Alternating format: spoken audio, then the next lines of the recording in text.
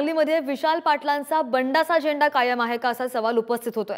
सांगलीमध्ये बंडाळी रोखण्यामध्ये महाविकास आघाडीला अपयश आलंय का असे सवाल सुद्धा उपस्थित होत आहेत आणि सांगलीमध्ये विशाल पाटलांच्या अर्जाने महाविकास आघाडीची डोकेदुखी मात्र अजूनही कायम दिसतेय।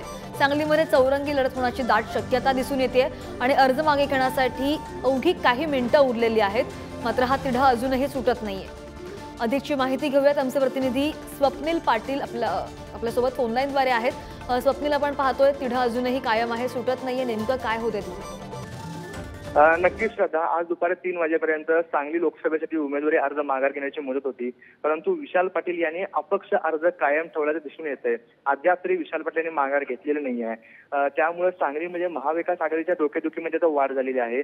महाविकास आघाडीचे चंद्रहार पाटील हे आता या ठिकाणी निवडणूक लढत आहेत, त्यामुळे काँग्रेसमधून बंडखोरी केलेले विशाल पाटील यांनी माघार घ्यावी यासाठी काँग्रेसकडून प्रयत्न करण्यात आले होते, परंतु शेवटच्या क्षणापर्यंत काँग्रेस नेत्यांना यामध्ये अपयश आल्याचे दिसून येते। अजून तरी विशाल पाटील अर्ज माघारी घेतलेला नाही आहे, त्यामुळे ते निवडणूक रिंगणात राहण्याची शक्यता आहे। तसेच आतापर्यंत केवळ 5 जणांनी अर्ज माघार घेतला आहे। एकूण 25 जणांचे अर्ज वैध झाले होते, परंतु यापैकी 5 जणांनी माघार घेतली आहे, त्यामुळे आता 20 जण या निवडणूक रिंगणामध्ये राहण्याची शक्यता आहे। त्यामुळे सांगलीमध्ये 2 मशीन हे लावण्याची शक्यता आहे। एका मशीनवर 16 जण असू शकतात, त्यामुळे आता 20 जण रिंगणात राहण्यामुळे 2 मशीन सांगलीला लागण्याची शक्यता वर्तवली जाते।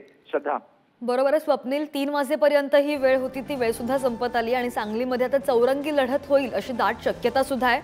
काय होतं पाहूयात, अपडेट्स घेत राहू। स्वप्नील, धन्यवाद दिलेल्या सगळ्या माहितीसाठी।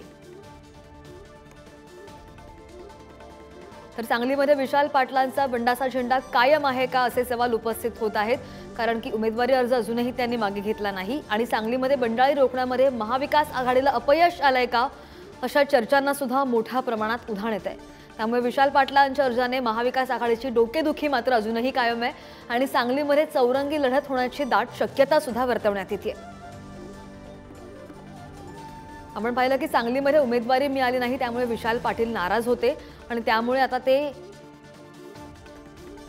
महाविकास आघाडीला अपयश आलंय का हे सुद्धा असे सुद्धा प्रश्न निर्माण होतात।